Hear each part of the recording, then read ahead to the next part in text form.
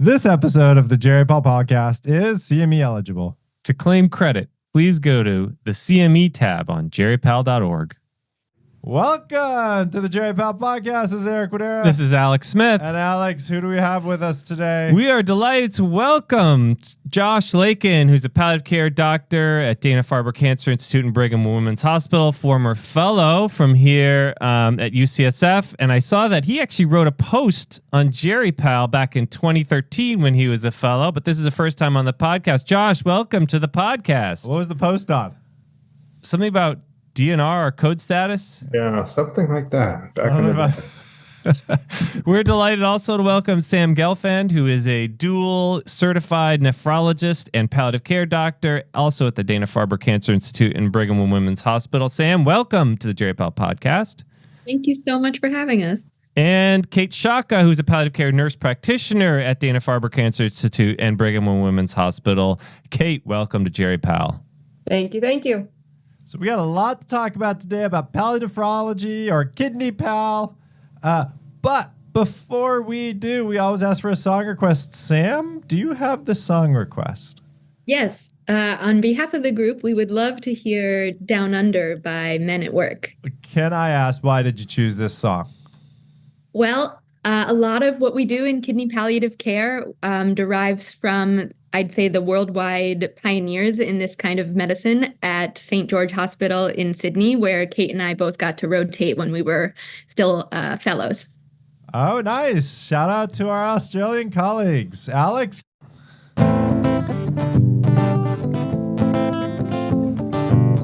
Traveling in a fried out combi on a hippie trail head full of zombies. I met a strange lady, she made me nervous. She took me and she gave me breakfast. Do you come from the land of down under, where women glow and men plunder? Can't you hear the thunder? You better run, you better take cover. Sam, what's that song actually about? I think we should get our Australian colleagues on the line to explain it. There's a lot of vocabulary in there. Yeah. There's a lot, yeah. The next chorus features the word chunder, which I Googled yesterday and learned means to vomit. Where beer does flow and men chunder. All right. Especially if you drink your beer thickened, gentlemen. Yeah. And a head full of zombies is a reference to... Yeah, a little bit of marijuana, I think there, Eric. Okay. Yeah. Fun song. Palliative care relevant, Eric. Yeah, bring it back to the 80s. 80s, right? That's 80s. At least 80s, if not earlier. You think it's earlier in the 80s? It might be. Well, that is not the topic of today's podcast. We're talking about KidneyPal. So I think this is started because we heard of a pretty interesting service at Dana-Farber. Is it called a KidneyPal service? Is that the technical word? That is. Tell us, when did this service start and what does it do? You want me to kick that one off? Go ahead, Josh. I was part of it. All right. It's a service we started in about 2018, planning pre-COVID times, BC. The organization kind of realized that we had put so much of our energy into providing palliative care for people with cancer diagnoses.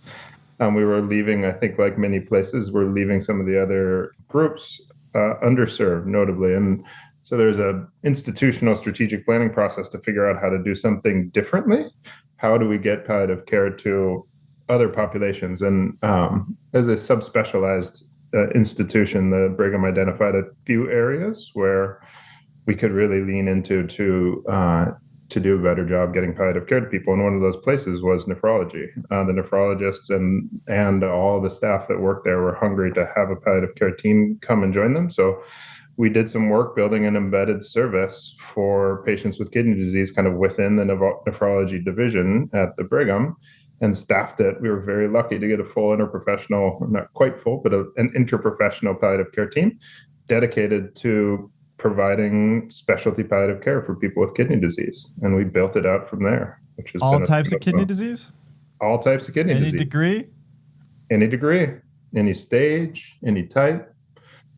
Just one organ. A little bit of a creatinine bump and we will take you. Hey, Kate, who is involved in this team? Myself as the nurse practitioner, that's a full-time role. Ricky Leader, who's not here, also on the team. Jesse Brain, who's another NP. Josh and Sam, and then we have a social worker position that's open. New social worker starting with us. So those are kind of the team members and the core team members. Is this outpatient, inpatient? Good question. We started our inpatient service, I think January 1st of 2019 was kind of or January 3rd, because January 1st was like a weekend. But we've been open since then, and we opened our clinic in the spring of 2020, or January of 2020. Rough time to start. Yeah, tough time to start an outpatient clinic. And then we kind of got derailed for a bit, and then kind of have been picking up steam over the past 2 years. So inpatient and outpatient. And how does this integrate? On the outpatient side, how do you integrate with the nephrology service? We partner really closely with the nephrologists, and we actually hold our clinic in the same physical space where the nephrologists see their patients. And Sam, I can imagine you partner very well because you are both palliative care and nephrology. I try. I sort of hat switch. But yeah, Tuesdays I am with Kate in our KidneyPal clinic, and Wednesdays I see my sort of CKD patients as a nephrologist. And so we are often partnering closely and co-managing patients with advanced kidney disease in the clinic. And occasionally our nephrology colleagues who would rather focus on other parts of care just ask us to take over their patients' care. And I act as the nephrologist with Kate and our social worker as the palliative care branch. So you're actually switching hats a lot. You're not just acting as the palliative care doctor, but sometimes in this clinic, in the KidneyPal clinic, you're also the nephrologist. Yeah, she's learned beautifully to wear two hats at the same time, actually, I would argue, rather than switching. That's a little high praise, Kate, because I honestly feel like I'm like, so about the hypertension, how do you feel about taking 4 medications? Which actually is how maybe we should always approach that. But it's been a process to meld the two approaches.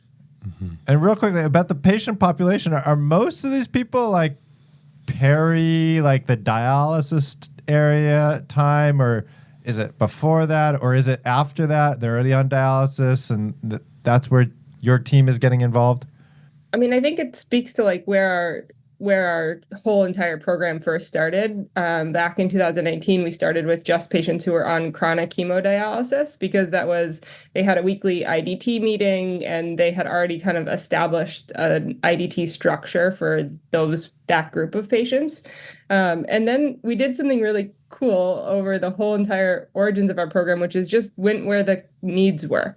We kind of never really set this is where we're going to be helpful. This is what we're going to be helpful with. And we did that in our outpatient setting too. And we've just kind of flowed naturally towards being more involved in the decision-making process around dialysis in the outpatient space, and more towards that space over time. So still doing symptom management for people on dialysis, still having conversations about stopping dialysis, but as we've kind of made our niche, it's kind of grown more and more towards that decision-making support around initiating or discontinuing dialysis. Yeah. I just want to add, because I think there was a huge learning experience for the nephrologist to see how can we be most useful to them. And at first, the first sort of pain point and patient population that come to mind are the ones who are really suffering, not doing well on dialysis, need to have inpatient family meetings, talk about what's going on and, break bad news, all of those skills. And then even just within the first year, I think they noticed whoa, this team can really help us way upstream with the patient with AKI who's coming in, who needs a much more in-depth conversation about their options and what makes sense for them before they're on dialysis as a default. And so the consult origin shifted to the general consult service of people coming in with new kidney disease, asking our team to be involved in those kinds of consults. That is so interesting. It sort of mirrors the trajectory of palliative care in other serious illnesses like cancer, where at first the conversations are primarily around, can you help us with symptoms like pain and other distressing symptoms? And then as they realize and build trust and relationship and comfort level, and they see the skills that palliative care has to offer, they become more and more comfortable with upstream conversations about goals of care. I'd love to hear more about, well, many things, but I wonder, could we jump to talking about how you help with those conversations around conservative management versus dialysis? Yeah, I love that because we actually had a podcast with Keren Ladin about that issue. And I remember the thing that I remember from that podcast was that she did these qualitative studies with patients, and patients didn't know it was a choice because 2/3 of nephrologists didn't bring it up as a choice. And the patients themselves thought, if I don't do dialysis, I am going to die right away. So there was this need for this type of intervention that you're doing. So what are you actually doing around this peri-dialysis versus conservative management space? So our clinic, we take anybody at any stage. We've kind of naturally gravitated more towards this decision-making space. And then a huge thing that's grown out of that is our work in the conservative management space. And ever since taking this job, I've done a test on patients who are on dialysis, who are before, and be like, do you think this is a choice? And time again, people have said no. And then they kind of look at me like, what is this girl talking about? And so just exactly that is what we're trying to do. And I think Sam and I both feel really passionately about, it might be a choice, but what is that choice? Then there has to be something on the other side of that bridge, right? You can't just say, okay, you can do conservative kidney management and then send them out along their way. CKM has to be a thing. It can't be defined as the absence of dialysis. And so CKM is conservative kidney management. Yes. Yeah. And so that's where so it's a real thing now. Yeah. So that's our efforts have been really over the past growing efforts to kind of define what conservative kidney management is and provide support and guidelines and teaching around what is CKM, what does it mean to provide CKM, and what do you need to have a rigorous CKM clinic? All right, what is CKM? Okay, here we go. CKM, what we think it needs to be, and what I think the most positive outcomes have been achieved is when it's a team-based, proactive, holistic approach to the care of kidney failure for the patient who has kidney failure and their family. So what does that mean? It can't be done by a single nephrologist or a single palliative care specialist. It should be ideally from an interdisciplinary team tackling. Basically, we've broken it down into 4 big domains or categories. Number 1, symptom management. For sure, the symptoms of uremia or kidney failure can be managed with medications, lifestyle changes, and habit changes, diet changes as well, not only dialysis. Number 2, a huge part of conservative kidney management is the conservative part. Conservative means to some people that you're not doing something, but it can also mean conserving what you have. So it's. Oh, I like that.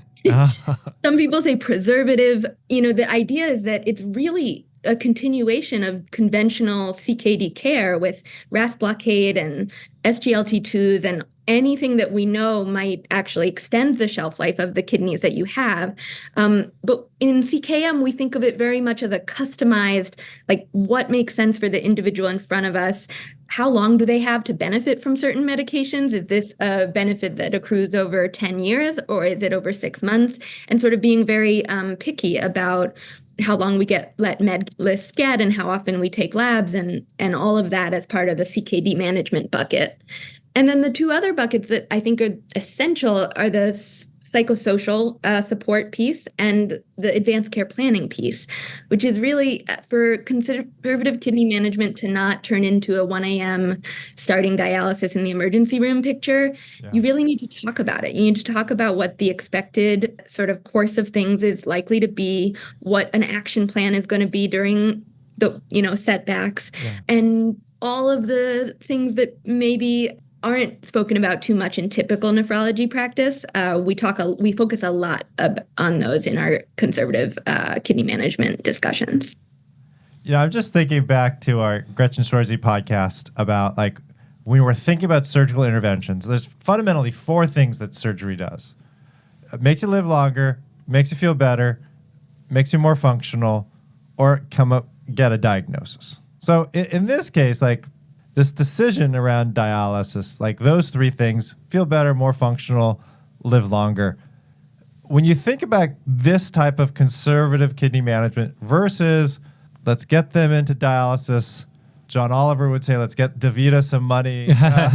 Great John Oliver episode. By the way, for anybody who hasn't seen it, we'll link to it in the show notes associated with this podcast. Huge financial pressures towards dialysis in this country. What do we know about the outcomes of this type of conservative kidney management versus let's get them onto dialysis? And what we've seen is over the course of the last couple decades, an earlier and earlier initiation of dialysis with higher GFRs. Thoughts?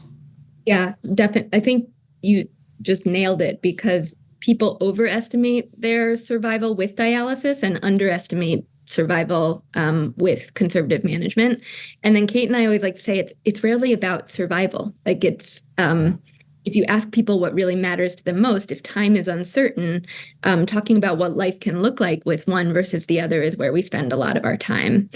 And to answer your question, I think the observational data that exists shows that the survival and quality of life benefit from dialysis is attenuated or completely erased in patients who are very seriously ill, as well as patients who are more advanced in age, over 80.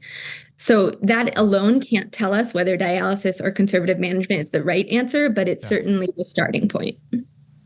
And I also love there's another study looking at the time given, because there does in some populations there does seem to be it prolongs your life, appropriate dialysis initiation. But if you include hospital time and dialysis days, it looks pretty similar on the graphs. It's one of our favorite slides, and we have shown patients it visually before. Oh, really?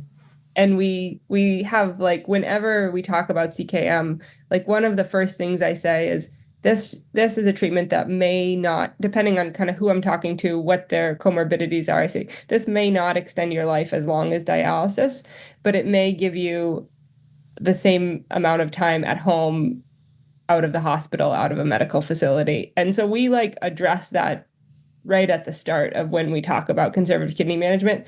And it's a pretty good litmus test to see whether somebody would be a good candidate and want to do CKM versus whether they might have more hesitancy around it. Yeah, in that study, the people who chose dialysis lived more than twice as long. And so when you show some people, they're like, oh my God, of course dialysis. Who would want, to not live that long? And other people look at it and immediately are like, if that's what I'm going to be spending my time doing, maybe I'd consider the alternative. So there's the live longer question. There's the make me more functional. And I always think back to, was it New England Journal? It was an article a ways ago about nursing home patients initiating dialysis. I remember this one always because we start dialysis thinking, oh, their functional status is maybe their uremia coming out. And if you just fix the uremia with dialysis, their function improves.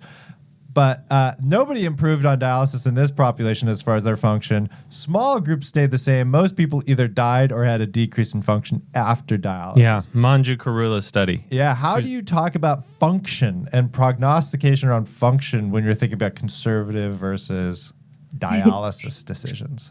You guys are hitting all the greatest hits, truly every single study we try to talk about when we educate clinicians, but also with patients. That study, that New England Journal study is so sobering because dialysis initiation in people living in a nursing facility, it's so well-intentioned. It's maybe we can just get you a little less edema in your legs, you get stronger, you get out of bed. And unfortunately, people who work in clinical medicine know that that doesn't seem to be the typical experience. And then the data also backs it up. The corollary study, which is tiny, that study has almost 4,000 patients, but the one that we sometimes show is from the UK. I think it's 75 people who chose conservative management, and they did functional status assessments by the Karnofsky monthly until death. And then looking back from death from the year leading up to death, it turns out that those people's functional status stays relatively stable up till the last month of life on average. So the KPS was around 60, so needing a bit of assistance, not perfectly independent. But instead of having the sort of relapsing, remitting type of curve that we know our patients on dialysis have with huge vascular events or admissions as sort of a return almost to baseline, but not quite, and a slow trend downward, conservatively managed patients with kidney failure look as though they stay pretty stable up to the last month and then have a really precipitous drop right before death. And that's clinically, that's what we see. That ties into how we talk about their advanced care planning. We get calls and, 1 week it'll like Sam and I have like our cohort of patients who are CKMers, like we can sort of identify where they are on that trajectory. And once they really start to decline, it's quick. And that's like kind of why we do so much time talking about that transition point, and thinking about it amongst ourselves to see how we can best serve people up until that point. After that point, what does that point mean? Yeah. And speaking of how to best serve them, at what point do you introduce the idea of hospice, or is hospice able to layer on top of the services that you provide in KidneyPal? We talk about hospice at the start, and say that at some point when your body starts to decline or your kidneys start to get worse, and it makes more sense to bring the care to you to your house as opposed to have you come see us, we'll probably recommend hospice services. That's like part of the initial discussion. Do you do it in both groups? The groups also that's heading towards dialysis? No, just for the CKM. Just for the CKM. Yeah. More complicated in that other space there. Yeah. Why is it more complicated, Josh? Why is it more complicated? It's hard to get people who are on dialysis hospice services in a timely manner, I suppose, because of the regulations around hospice, which I think people are pretty aware of. It's complicated, and there are models out there where they're trying to do concurrent dialysis and hospice care, like in Pennsylvania, Pittsburgh. But right now, while the rules say someone could continue dialysis on hospice if they have an other diagnosis like metastatic lung cancer for which they're certified for, the trend that I understand from the hospices lately is that Medicare and regulatory agencies still often consider kidney disease as a piece of what's causing that person to get sicker. And so hospices have gotten, at least in our area, and I think I've heard anecdotally elsewhere, more hesitant to try and carve out the dialysis side of things, which means in order to enroll in hospice for someone, they have to elect to stop dialysis. And for most people who've been on dialysis, time is very short at that point. So the benefits it's hard to kind of realize the benefits of hospice for that group. So they do get signed on to it. We do preparatory work for people about thinking about stopping dialysis, but less of it is about the hospice piece of things, because it is just a short piece of that care. If even at all, they're often so sick by the time they choose to stop that there's not a lot of time. And we will have a link to we did a podcast with Melissa Walknerman about all of these issues around dialysis and hospice. So again, we'll encourage our readers, if they're interested in that, we'll have that and a link to another article that Melissa Caimero and myself, we actually wrote on that issue. Can we talk about symptoms? Yeah, because that's the third one when we're thinking about live longer, more functional, or feel better. How do you talk about symptoms in conservative kidney management versus dialysis, and does dialysis fix all these symptoms? Definitely. Yep. No, It does. It fixes everything. Yeah, we wish. I think the sad reality is that kidney failure is a highly symptomatic illness, no matter how you do it. It's even a language thing. You'll know, I say kidney failure, I don't say end-stage renal disease or ESRD, because technically that's defined as the illness treated by dialysis or transplant. So Kate and I and Josh, we talk about kidney failure treatment options, because kidney failure is what causes the symptoms. And then dialysis, in addition, is a modality that can provoke more symptoms. So we try not to sugarcoat it. We share symptoms are common and they can be severe and frustrating with either pathway. We do know that symptoms within dialysis care, like routine dialysis care, are not structurally addressed or incentivized to be part of the quality incentive program that all dialysis units need to sort of try to do their best on. Their report card really doesn't have a symptom control metric. It's a lot of other things.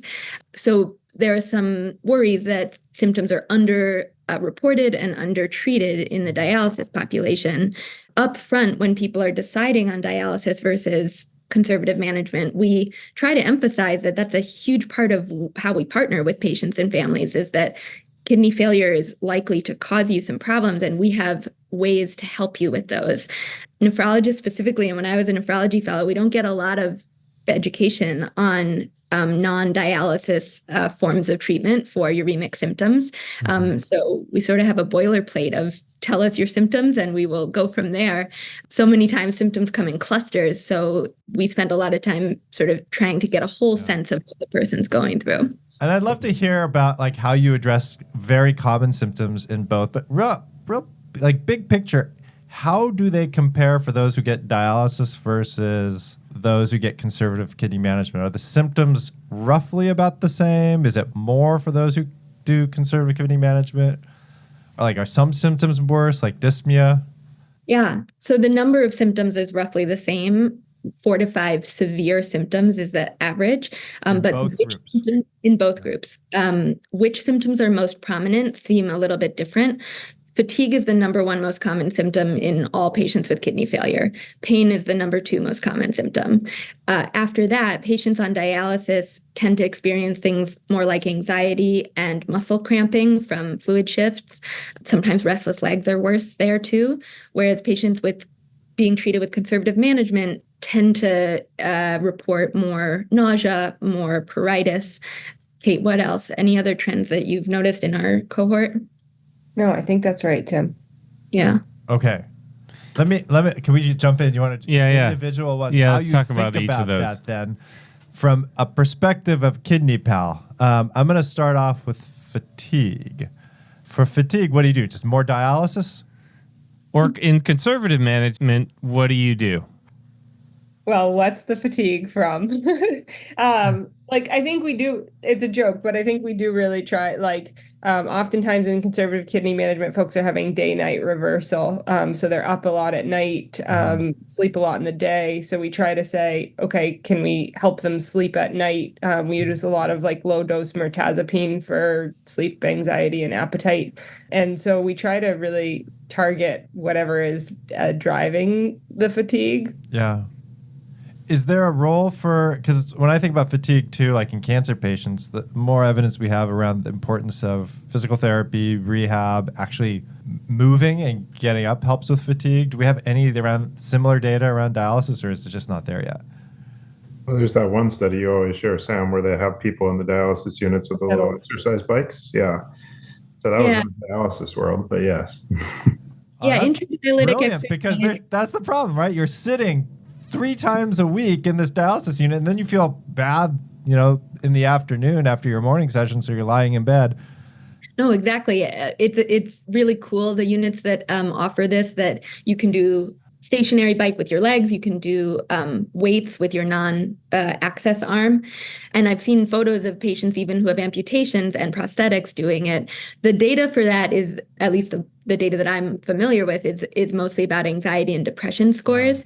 But I think fatigue, I think one of the things I see you do, Kate, the most is when fatigue is the most common or the most serious thing bothering someone, is we talk about their mood. We talk about how they're coping. We talk about their sleep hygiene. We talk about their social isolation. We talk about what they enjoy and how to get more of it. And all of that acknowledgement and exploration, I think itself does have a bit of a therapeutic effect. We have one patient we've been doing conservative management for almost 2 years now. Every single visit, she tells us how tired she is. And every single visit, we go through how you've been sleeping. Do you want to try this? Do you want to try that? She doesn't want to try anything. She was a night shift worker for 30 years. She's like, I've never been not tired a day in my life. But she wants to talk about it. So some patients we're giving methylphenidate in low doses to when it's truly like isolated fatigue with no other aspect of identity or lifestyle.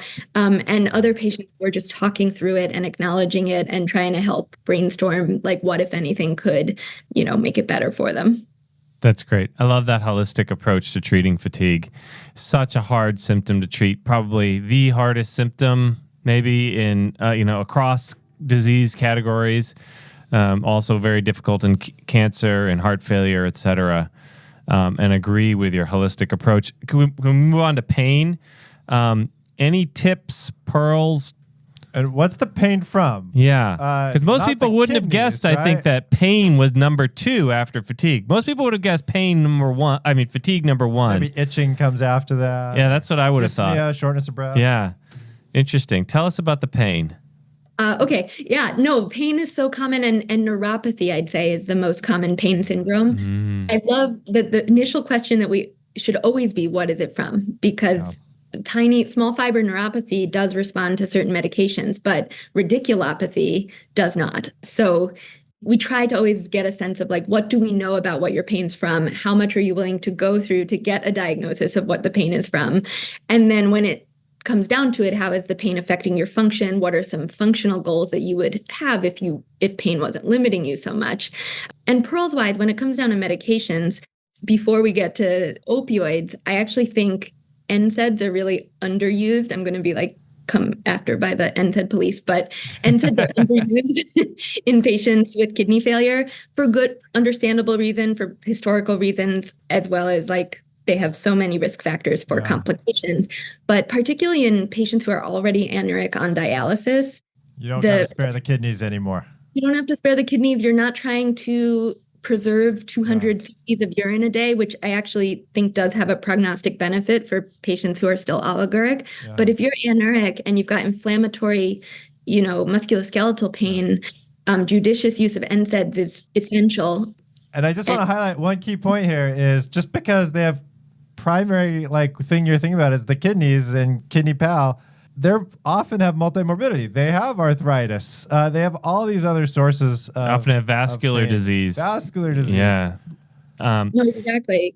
Exactly. Like diabetic neuropathy, since diabetes is the number 1 cause of kidney failure, diabetic neuropathy is definitely one of the top syndromes. But the amount of sciatica and musculoskeletal pain we see is huge. Okay, I got to ask then, because we often then start thinking about like gabapentin, and we got to think about like renal dosing. Is that a medication that you use for like diabetic type neuropathy pain? And how do you think about that with people with severe kidney disease? Think about it very carefully in people with severe kidney disease. We do use it. We use it a lot for neuropathy. We use it a lot for itch, which that's a whole another box to open. But we use it a lot in low doses. And people with really poor kidney clearance, I mean, we start really slow, like 100 every other night in somebody with really compromised kidneys. And then if they can tolerate it, we increase it after a couple of days. I mean, like really slow and really careful, judicious kind of increases. And do you just avoid pregabalin or no? We don't. We use gabapentin first. And then if it doesn't work or works to some degree, but not the way that we wanted to, then we oftentimes go to Lyrica as a kind of a second choice. Okay. And then Sam, for dialysis patients, you just dose gabapentin just post-dialysis and no other additional doses, right? Right. The starting dose would be usually 3 times a week after dialysis at about 100 milligrams a day. Many dialysis patients can go up to 300 milligrams per dose. Same with pregabalin. We're talking 25 milligrams per dose, which sound homeopathic when you're not working in the population, but it works. It works really well. It's often, and because it's clusters of not just neuropathy, but also itch, also restless legs, also poor sleep, can have a really positive effect on all those. What about SNRIs, SSRIs, venlafaxine, duloxetine? Do you ever use those? Yeah, we do. The data's sparse and you're supposed to avoid or dose reduce in kidney failure, but we do use a good amount of duloxetine at low starting doses, 20 milligrams a day, and usually keep it there, sometimes up to 30. And the truth, going just to it is Kate and I use a lot of really low dose buprenorphine and low dose methadone. Oh, tell us more. Why those? So of all the opioids, methadone, buprenorphine, fentanyl, and Dilaudid are the safest for people with kidney failure. Interestingly, they're the least used, like oxycodone, hydrocodone, and tramadol are the most used, even though those are the not pharmacokinetically the ones you want to opt for. We'll share our tramadont post too when it comes to tramadol. I always thought Dilaudid and oxy were kind of middle ground, kind of, I don't know, both are kind of not great, but not as bad as morphine, tramadol, hydrocodone, codeine. Yeah, I'd say that's fair. Yeah. In low doses, if you're talking low doses and CKD 3B or 4, you're going to be fine with either. Yeah. The worse the GFR, the higher the dose, I think is where you run into more toxicity with oxycodone. And then why do you like buprenorphine? Oh, we love it. Like a butrans patch? Is that what you're talking about? Low dose buprenorphine patch? Like 5 micrograms per hour? Exactly. I think especially in our CKM population, it's elderly patients who have a lot of pains, aches and pains, chronic pain, back pain, things like that really inhibit their quality of life. And low dose butrans patch is like easy for people to remember to do. It doesn't require taking a pill, and it can increase their function quite a bit, and is safe in kidney disease. And it's patch safe every 7 days. Yeah. You can start it in an opioid naive patient. That's huge. Yeah, because it only delivers like 10 or 12 OMEs per day with that pouch. Big shout out to Katie Fitzgerald-Jones. She got us prescribing the patch. She did. Yeah. We had a podcast with her too. Eric knows I handed off the service to him last week, and I think maybe every patient was on the buprenorphine patch. Do you have any special concerns of buprenorphine in kidney disease? No.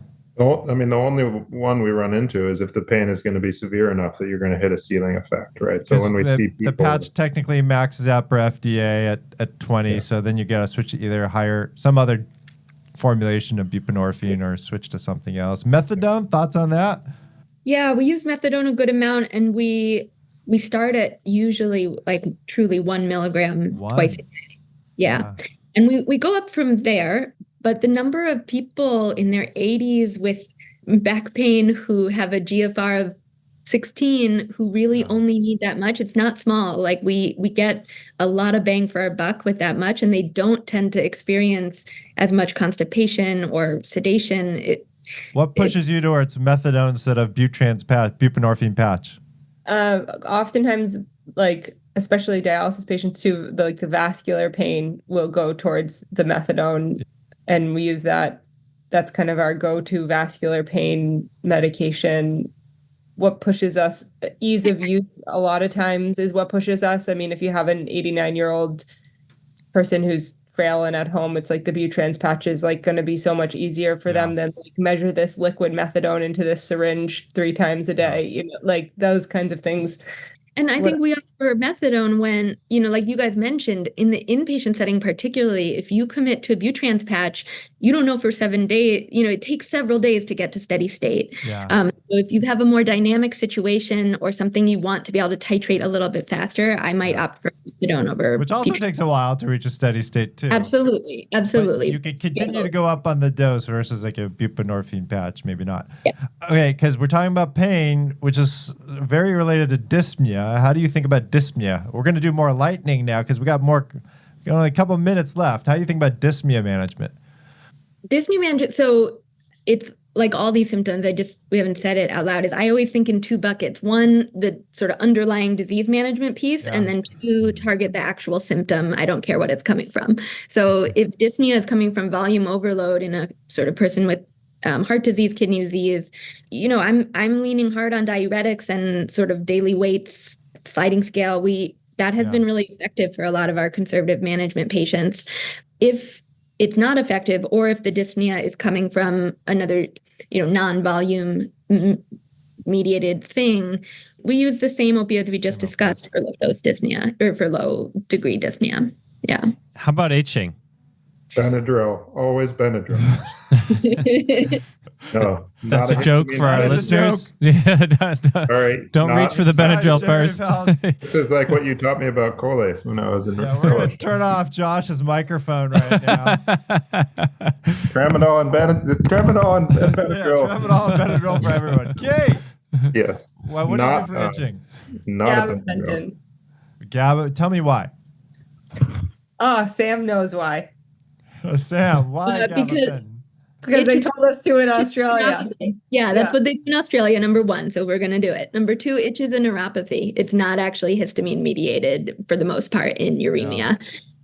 So we treat it the same way we treat other neuropathies. So same thing, start low in people who are still making urine 100, maybe even 3 times a week or daily or Q other day, depending on what their GFR is. Yeah. I need to say that going straight to the medicine is not right. First of all, you really have to make sure it's uremic itch. It has to be full body, no rash. And not dry skin, because dry skin is super common in dialysis patients. Start with lotions, probably. Yeah, that's what my answer should have been. Topicals. Topicals first. Sarna, anything with like menthol in it, over the whole body right after you get out of the shower. Those kinds of things is always the first line. And then the gabapentin after that. Kate says as she scratches her arm. Yeah, I noticed that. For those of us we're all scratching. Yeah. Real quick. There is a look. I can't remember if it's for renal disease, but isn't ondansetron? There's a little tiny evidence. Am I not thinking about that right? I think I've seen that. We haven't used it for that indication. There's also the difelikefalin, which I'm so proud to just be able to pronounce because I've never prescribed it. What's that? Oh, it's a kappa opioid receptor modulator. It's supposed to be quite effective for uremic pruritus. We've never used it. It's almost never covered. Listeners have used it and know how to get it covered. I'd love to know. But our secret ace in our pocket is UV light. Yeah. I had 2 incredibly refractory uremic pruritus cases, just suffering like crazy. And you send them to dermatology, they set up UV light. The first treatment is usually 37 seconds. So our patients come back to us and are like, that was ridiculous. Yeah. And it works immediately. Can I just go outside and get some sun? Yeah, not in Boston. Okay. One more I got to ask. Nausea. Yeah. How do you think about nausea? Lightning round nausea. Yeah, I mean, underlying cause, you try to fix the underlying reason they have the nausea. Yeah. But when you think about symptom management. Well, because one of the most common underlying causes of nausea is diabetic, gastroparesis or motility issues, we often use a motility enhancing agent first, like metoclopramide. Yeah. Mm-hmm. And then, constipation is so common that we also make sure that that's not contributing. And we try to make sure they're not using constipating anti-nausea medicines like ondansetron. How about nausea from uremia? Yeah, so in Australia, they use haloperidol in very low doses, 0.5 milligrams orally for that as first line, or metoclopramide. And always stuff standing. I mean, I think the kind of mistake with nausea related to uremia is to say you take this as needed. It's not going to work. You have to really instruct people, take this 2 times a day, 3 times a day on a schedule. I don't care if you feel nauseous or not. If somebody is actually nauseous from uremia and you know that clinically, it's not going to come and go and can be taken as needed. Great. So making sure that they're standing. Well, man, we could go on for another hour, but I want to thank all of you for joining us on this podcast. But before we leave, we want to do another shout out to our Australian colleagues. Thank you, folks in Australia, down under. We really appreciate how much you've taught our colleagues who are joining us today. Here's a little bit more. We got a special song for you.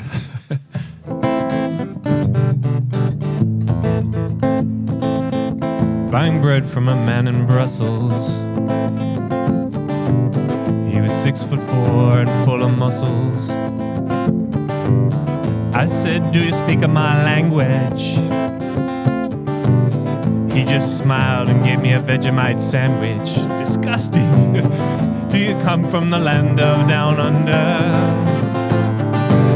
where beer does flow and men chunder? Can't you hear the thunder? You better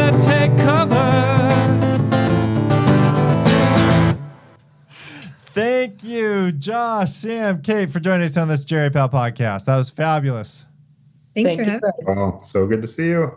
And great job with KidneyPal. I love the service. To our listeners, we'll have a bunch of links on our website to learn more, including about the articles that we've discussed on this podcast. And again, a very big thank you to all of our listeners for your continued support.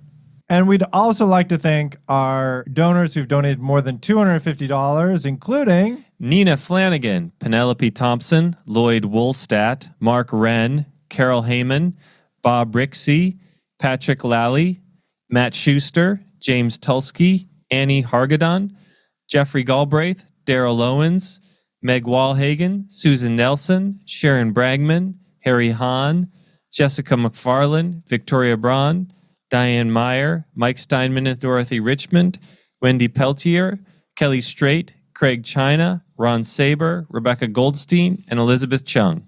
And again, those are the ones who've donated more than $250 in the last year.